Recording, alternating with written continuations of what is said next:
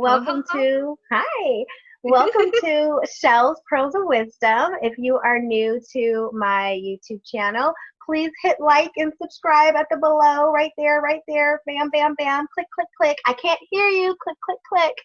Um, so I am here with the lovely Kelsey, and AKA, Betsy Boss. there you go. Oh, I love it, Betsy Boss. So you're double BB too, huh? Phoebe, Betsy Boss, a little play on Betsy Ross. Oh, Try I to love look for historic feminist and badass that. women. Awesome. That's where I got my name, Coco Chanel. Love it. So I get it. I get it. So I'm with Betsy Boss, and she is going to share some of her pinup story with us. But first, we're going to dive into some more hard hitting things with her because off camera, she has shared a lot of personal things with me about just growing up and facing a lot of uncertainty about her own appearance sometimes, her own way that she felt about her own body image. And some people were not so nice and did not help that journey. And we all know that as women, we are very, very hard on ourselves, especially when it comes to our appearance and how we our looks. And if you've ever been in that position, which I feel like 99.999% of us have, You haven't? I think you're lying. I think so too. I was gonna say it, but I I'm just wasn't. gonna say it. I was thinking it, but I was like, ooh, should I say that? But I am in agreement with Kelsey. If you have never faced any kind of self hatred or not loving yourself, then I really don't think you're being honest with yourself because we've all been there, and we're all a work in progress. Even today, I feel like we're always going to be a work in progress. So, Kelsey, why don't you give us a little background about first, how old are you? I am 24, soon to be 25. She is an Easter baby. Yes, my birthday's on Easter this year. All right. And then, when would you say was your first real true encounter where you felt not that great about your own personal image? Probably pretty young, probably third or fourth grade. So that's like Okay. 8 or 9 years old. Um, I I was really cute, but then I kind of turned into the chubby kid. I wasn't super big, but I was chubby and I was short, which probably made me seem a little bit chubbier. Um, and I had curly hair that I would brush. And ladies, if you have curly hair, you know you do not brush that out, but I brushed it. Right. And then I chopped it off here, so like made my face bigger. It was the times. Yeah. It was a style. So it was I wasn't the cutest. I'm fully aware. And growing up, my town is a really sports focused town. Like we love our high school football team. We're in huge support of them. And so Mm, the fact that I wasn't athletic, I wasn't stick thin, I was kind of, chubbier, I started getting bullied pretty young. Um, and it's like I'm 8 or 9 years old and kids are saying things. They're making fun of my weight.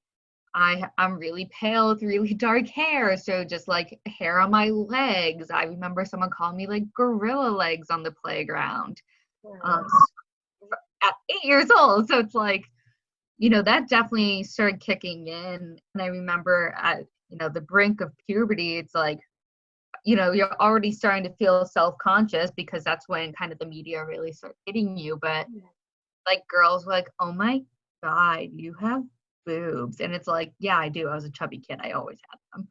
Um, right. so probably started then, and definitely middle school really took a toll on that. Okay. Yeah, back in, so let's see, I started middle school in 2006. So the mid 2000s, the kind of ideal body shape, ideal women were those really, really thin women that were tall, like supermodel, runway models. This was shortly after who was a Kate Moss. This is nothing tastes as good as skinny feels. Mm-hmm. So even all these celebrities that in the movies, these magazines, all these, idols and Tiger Beat that I was looking at, like the media, the commercials, the TV shows. Yeah. right, the covers of these magazines, it's like how to stay thin. It's all about how thin can you get? Can you see Yep. my bones? And like less than 2% of people are naturally that thin. Some people have health issues. There are people who are just thinner or they're athletes, but it's like when everyone's trying to strive to be that, it really, and that was just never going to be my body shape.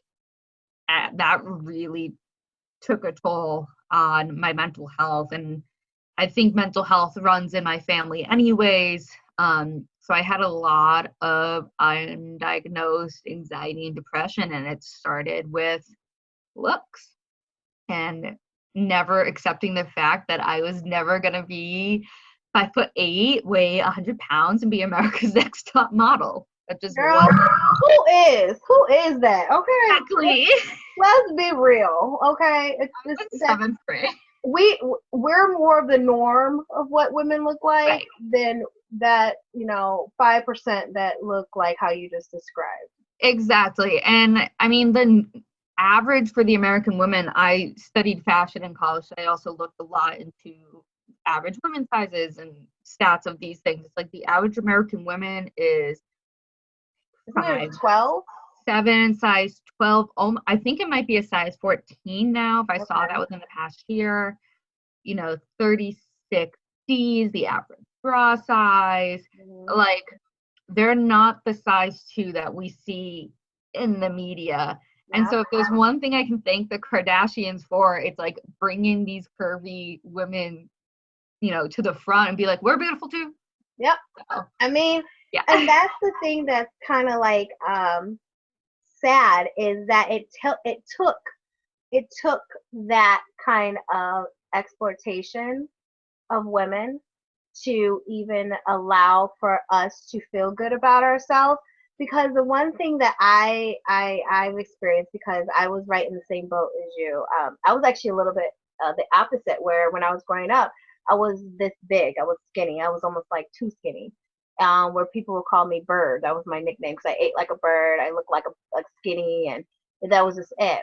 And it wasn't until I would say my senior year, it was probably my high school freshman year, to where I noticed that I was going to be considered bigger. Before that, I was okay with being the size I was. It wasn't until I got into a bigger fish bowl with more fish that I started noticing that, ooh, there's the school of fish that are the Barbies, and the school of fish that are the Goth, the school of fish that are the Juts. And then that's when you really start seeing the clicks. Yes. And then that's when you start kind of getting put into like these categories. And it wasn't until after I had children that I did balloon to a whopping 288 pounds at 5'2". So yes, I completely understand how you felt. Just to kind of give you an idea, I had children when I was 19, so I was very young. And the average size you said is a 36D. I was a 44 triple H. For Oh, your poor back. That's all I can think about. Like, all the back pains you must have. Hence why I got those bad boys cut the fuck off, because they were killing me. It's like, I'm heavy chested for my size. I'm like, yeah, right. imagine the pain you go through. It was not fun, I promise you. No, even my size isn't fun. And I'm like, yes, I'm like, no. You don't want it. I'm like, I'm so happy to be part of the itty bitty titty committee. I'm like, I will be happy to be that. Yes, I worked at Victoria's Secret, and everyone wants what they don't have. I was like, a titty, no matter what committee. I promise. Okay. Like, I can show you how to minimize. I can show you how to add. Like, right, I can tell you how to minimize and to maximize if you want. Right, but like, we gotta get the right size. I'm Oh telling yeah, like, you. you know, that's why I got so many sales. That's awesome. We didn't make commission, but that's okay. But People loved it because I was honest.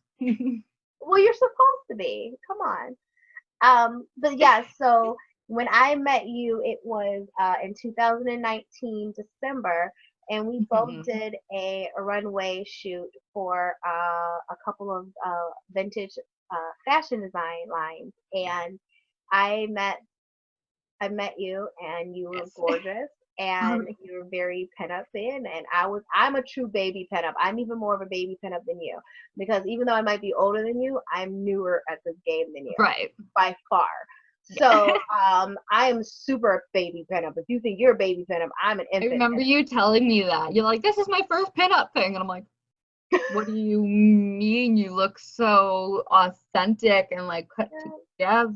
It's I called. was like, did you hire a team? Let me tell you, it's called. I like Halloween. My favorite holiday is Halloween. So anything I like to dress up for, I play the part 110%. So I did a lot of research, but Okay. kind of. And when I saw all the young ladies there, everybody stood out to me in some kind of unique fashion. And I think you stood out to me a lot because you're real giggly and like happy. And I'm like that. So I gravitate to other people that are kind of like that Right. personality.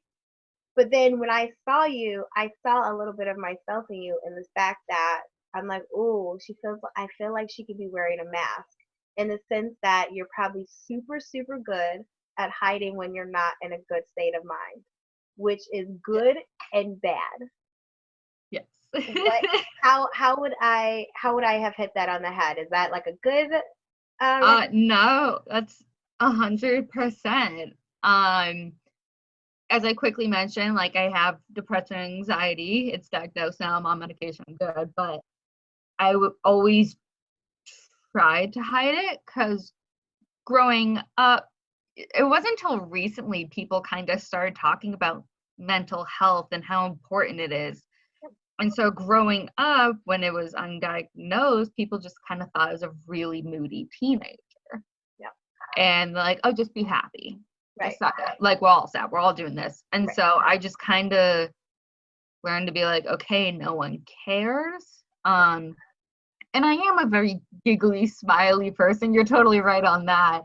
And so when I had other friends who were struggling, it's like, okay, I got to put my issues aside yes, and be mama bear. yeah. Oh my God, my cat just knocked over my coffee thing. Oh no!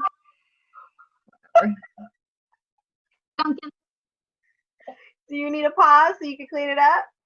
no. Okay. Great bottle. You know better. This is what we call live recording.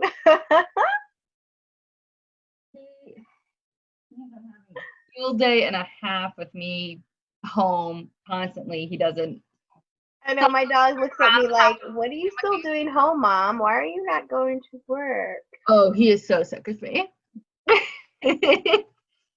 He's a bit of a grumpy Gus. I'm not gonna lie. He's a He's a love grumpy bug cat. He's a grumpy cat. a little bit. He just likes his space and his time. So the fact that I've been home so much, but I'm like He's every hour like, his naps. he's like, "Bitch, this is my time." exactly he's like he's leave me alone. Yeah, no.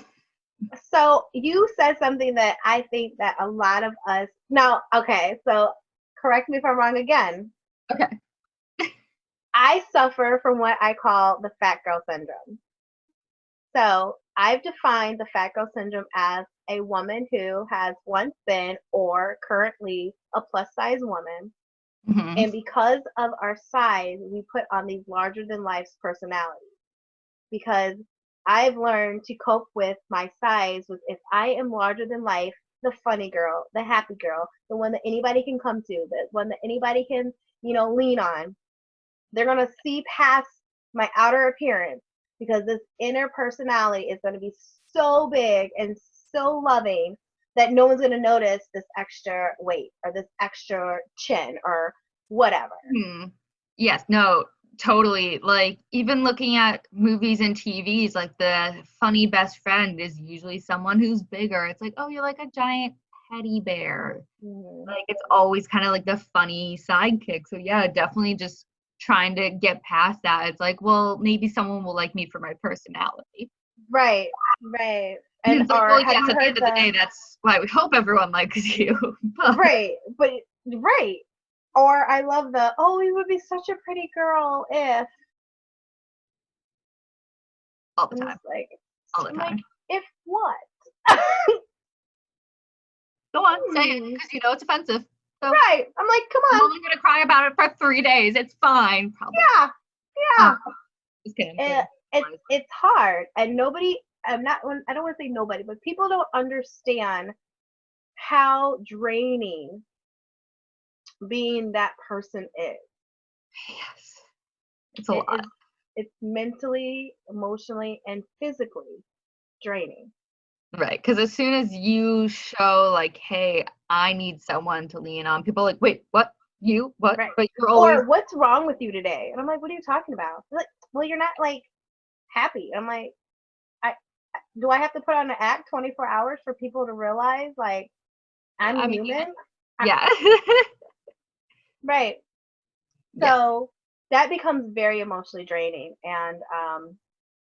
and then that takes a physical toll on you. And then all of a sudden, like you said, when you're having a moment where you need someone, no one can be there for you because they don't know even how to handle the Kelsey that's sad because the Kelsey is normally the happy Kelsey. So how do you handle the sad Kelsey now? You stay 6 feet away. Uh Social distancing. exactly. Like, hit me up when you're good. Right. Exactly. And it's like all of us, and usually the happier the person seems, the more likely they're depressed. Yeah. So it's like, Yeah. come on So we now. have to figure out, Kelsey, how do we spread the word so that women and men do not feel the need to put on that persona, that we can show our true hurt and our trueness, like our story. This is why I do this because I want people to know that. I need people to know that Kelsey's not going to be 100% on 10 in the life of the party, and neither am I. It's just not that's not fair to us. We don't need to carry the burden of everybody's problems on our shoulders. We might be built big, but we're not built for tough. We're not trucks here. We're just humans. Right. And like, I'm not even that big. Like, I was a chubby kid, but Mhm. like, because that got installed in me so young, like, I've never been plus size. Like, this is the largest I've ever been, and I'm still significantly below average. So, like, Right. it affects everyone. I think, I wish I remembered the stats now, but it's like, whatever. But even if you grew up, like, I grew up in upper middle class, like, white suburbia, USA. Like, I am so thankful for my parents. They are amazing, and my family, like, a really amazing family. I had everything kind of set up for success. But everyone has a story. Everyone has faced something, even if it doesn't seem as extreme, because that's the other problem. It's like, well, it could be worse. You could be out of a job. You could be, homeless. You could be starved. Like, they always try to play the one up, the suffering. And it's like, no, we Yeah. all have something. Yeah. It's kind of And like when someone dies and someone says, "Well, they're in a better place," and in your mind you're like, yeah, but "That's I'm still great, hurting. right? I still want them here. Is that really that bad for me to be sad that I wish they didn't die?" Like, Right. I get it. It's what sounds good, but let me have my moment, okay? Yeah. It's like, just hold me and let me cry.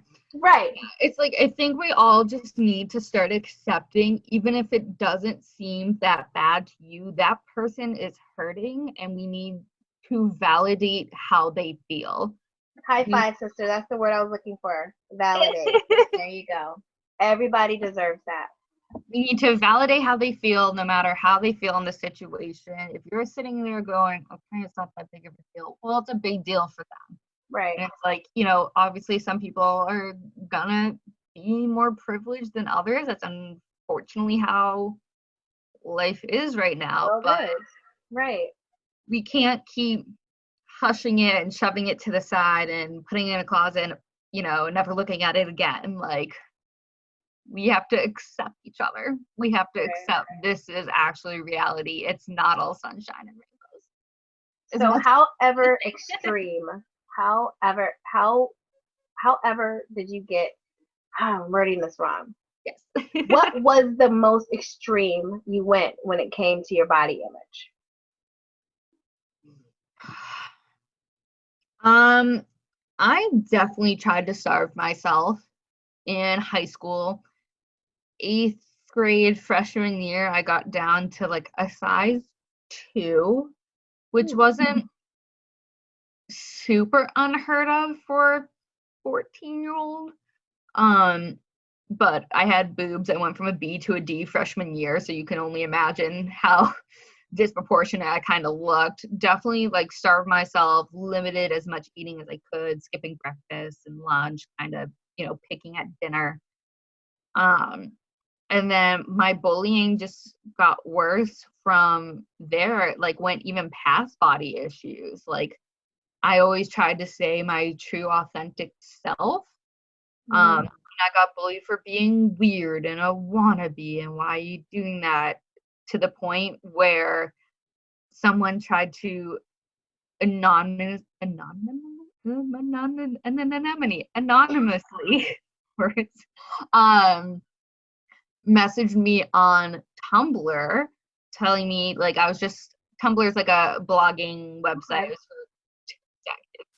for sad kids in the late 2000s, 2010s.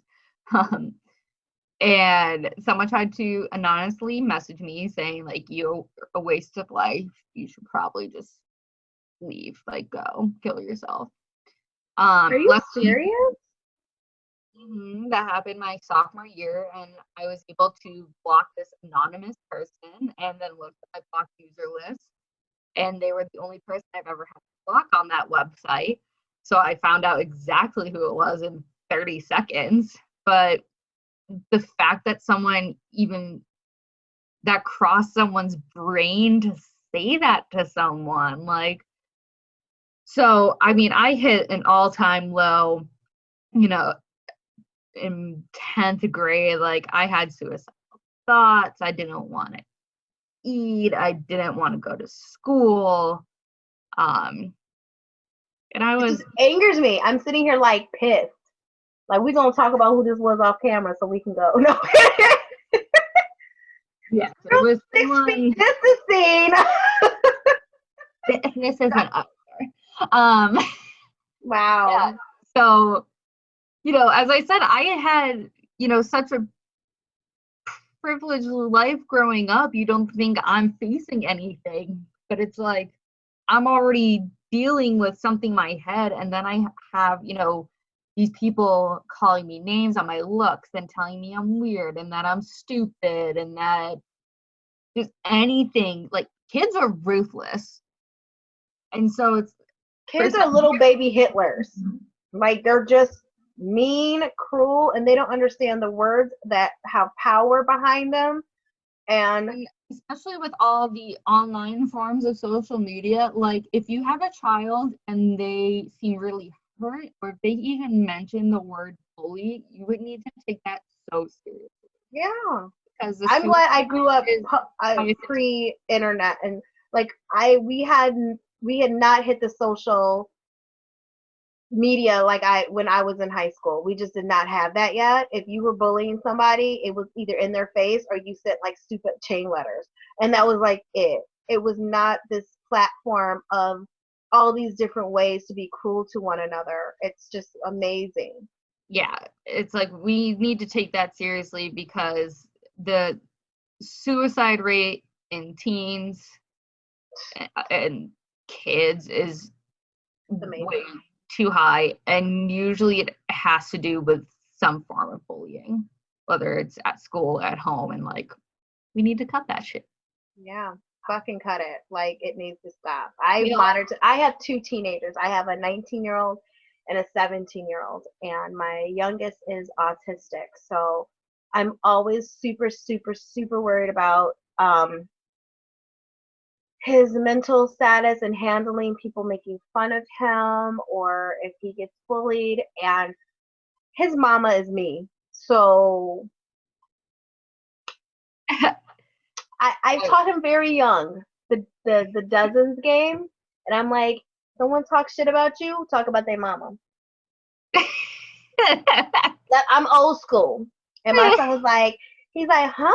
I'm like, let me teach you. And my husband and I literally sat down with our kid, and I mean, he is like elementary school at this point. And we taught him, like, people make fun of you because they're going to see what's odd or weird about you. And he has social awkwardness because he's on the spectrum. So he does. And I love everything about him, but other kids are not going to see him as being as special, of course, as I do. Right. And so I wanted to prepare him for people that are going to be mean. And I said, these are my exact words. They only make fun of you because they have something insecure about themselves. So you just join in the fight and you do not let someone bring you down to the point to where you don't feel good about yourself. And my son never had to even implement these things because he's kind of like me, where he lets his personality and his funness and making jokes outshine anything else. And then he also has a gorilla named a brother that has his back. So if he ever got messed with, his brother also would step in and be like, he'll be behind him and he'll be like, hey, come on. Like, leave my brother alone, you know? But it was scary, Kelsey. It was very scary because I was in fear of Oh, I can only imagine that fear as a mom. Oh my gosh. like anytime he would cry, I would just immediately I go, learned to say, I don't know where I got this from, but I learned this probably like high school or like end of high school, college, but I just say thank you. That look, it's like, are you sure you want to wear that today? Yes, thank you. Because then okay, it okay, usually takes people by surprise, yeah, almost like fight them with kindness in a way, even if yeah, it does like on the inside, you're like, oh my God, is this what I want to wear? yeah. You almost have to like just keep it together until you leave their sight, and then you have your breakdown. But in front of them, you keep it together Right. It's like, because thank you. you don't want to give them the satisfaction. Exactly. And that's worked kind of well in my favor. There's still those haters. I had some like crazy old lady in Target today when I went to get my groceries yell at me because I didn't have rubber gloves on. And I was like, I can't even do this right now. I just like I rolled my eyes and just kept walking. It's like, okay. Yeah, but that would have been a good one. Be like, okay, thanks, I'll take them out. Yeah, I'm like, I will go right to the aisle and get some. Thank you though. Thank you for your Yeah. opinion. I had the like Clorox wipe on the handle and like Yep, yep. Sometimes you just gotta appease people and just like, yep, sure, thanks. okay, yep, thank you. Yep, thank you. I know that all too well. Yep. You mentioned something that I kind of wanted to just touch base on, just because I just Okay. had the question. Have you yourself ever contemplated or attempted suicide? I've gotten close. I've never truly gotten there. I definitely had thoughts and I definitely self-harm. Okay. Um, because I thought I was worthless and no one wanted to be with me and everyone's like, why aren't you dating anyone? Because no one finds me attractive. I could find every reason wrong that me. And so I also going back, these are like weird little things that stick in my mind, but I was late for a call back in sixth grade. I wanted to do theater because I had dance class. So I was late for this call back. It was for the production of Annie. And I'm bawling my eyes out because I desperately wanted the role of Molly. And I was late for the call back because I had to go to dance class and I absolutely lost my shit. And one of the faculty members is like, are you or someone else bleeding? No. I'm like, are you or someone else dying? I'm like, no. And like, then there's no need to cry. Like, it's okay. Still got the role. But it's like, there's what A League of Their Own, Tom Hanks. There's no crying in There's no baseball. crying Like, in there's no baseball. crying. There's no need to cry, was kind of what she was saying. And so, unfortunately, that stuck in my head a little too well. And I was like, I can only cry and let out these emotions if I was hurting and bleeding. So I did perform self-harm. And I hit it pretty well. So For people. what did this entail? I would try to nick the back of my ankles.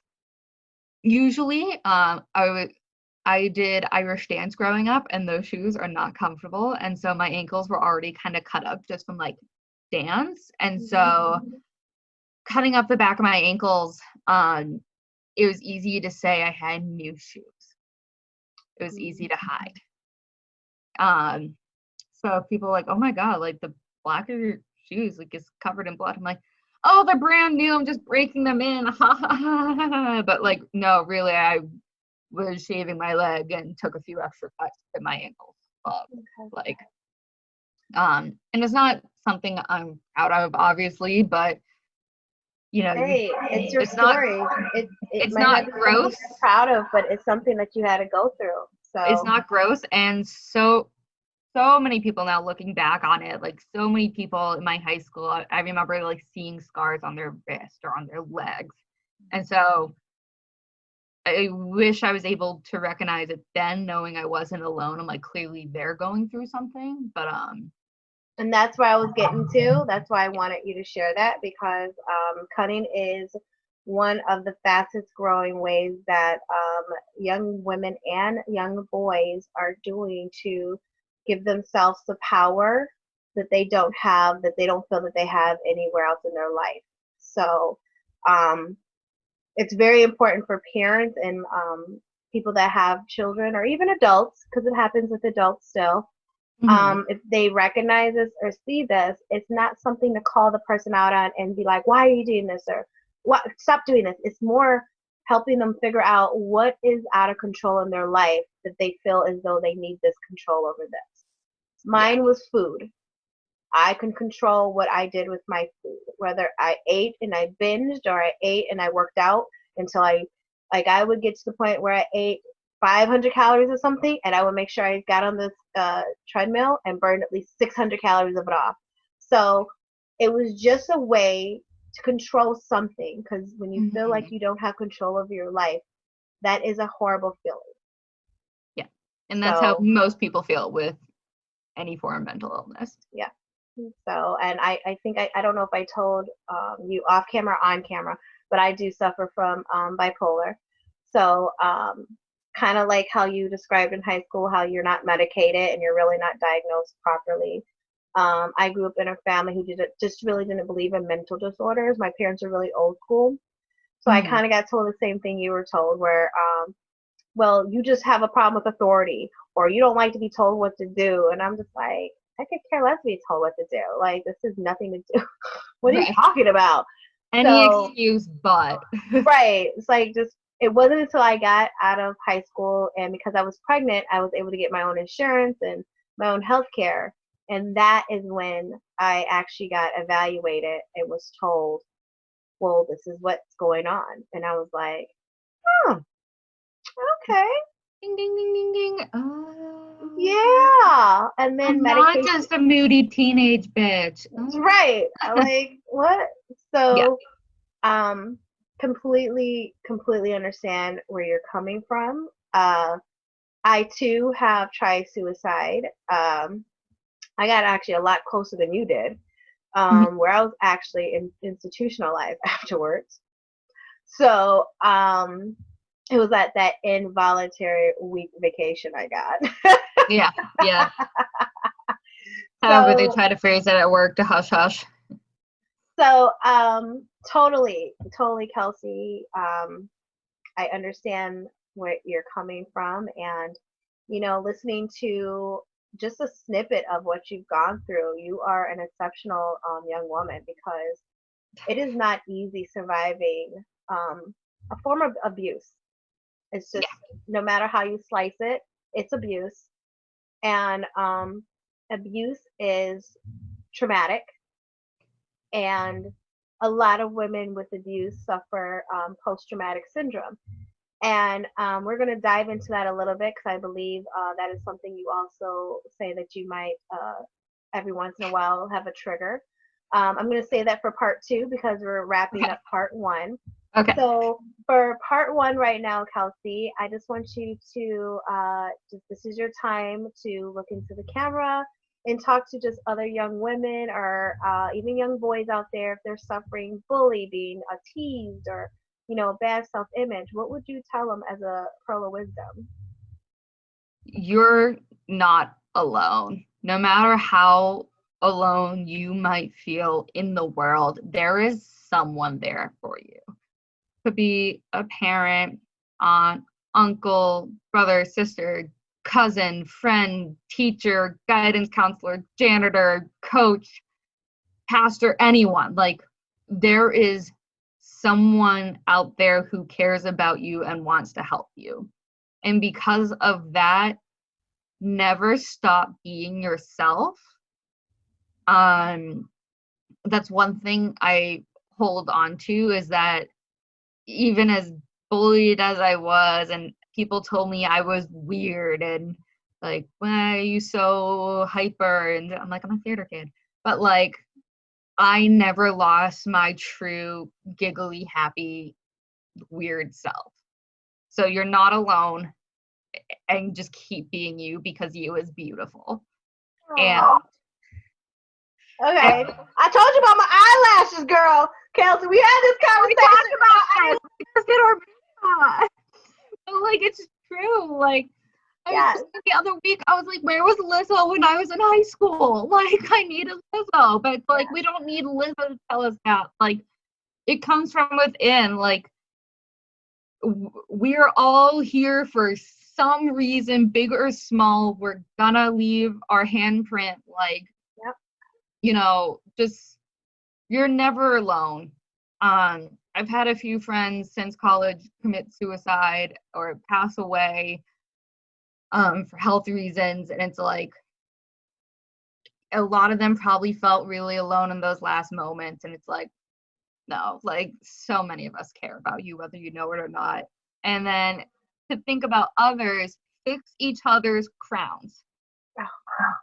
I love that saying. It's like, don't fight someone, don't try to take that crown away from them, just fix it. Yeah. We all have crowns. Yeah. Make sure it's not crooked. Yes. I love it.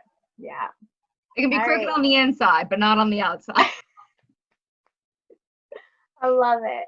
Well, Kelsey, don't go anywhere. I will be coming back to have a part two. And you guys out there too, if you've enjoyed Kelsey's story so far, we have a little bit more to dive into. She's an open book for us tonight, and that is awesome because we need more Kelseys in the world to share their story so we can have more pearls to be given. So thank you so much for part one with you, Kelsey. Just hang on, I'll be back.